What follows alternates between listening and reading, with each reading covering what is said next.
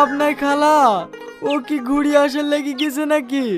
ওর মামাই তো ভাইয়ের সাথে পালিয়ে গেছে, আর চিঠিতে লিখে থুই গেছে আমরা যেন ওকে আর খোঁজার চেষ্টা না করি। দেখো দিনি, কি জাতের মেয়ে ও! এত সুন্দর একটা সোনার সংসার ভেঙে দিয়ে চলে গেল, একবার এই মেয়েটুকুর কথাও ভাবলো না। চলো মধু, চারটি খেয়ে নাও গা। না না খালা, আমি খেয়েছি। যা বুড়ি, তুই চারটি খেইলি গা। না গো দাদি, সকাল থেকে আপু কিচ্ছু খায়নি, রান্না করতে গিয়ে আপুর হাত পুড়ে গেছে। এত কষ্ট করে রান্না করতে যাওয়া কি দরকার? চলো চারটি খেয়ে নাও গা। ঠিক আছে খালা, চলো আসছি। আয় বুড়ি,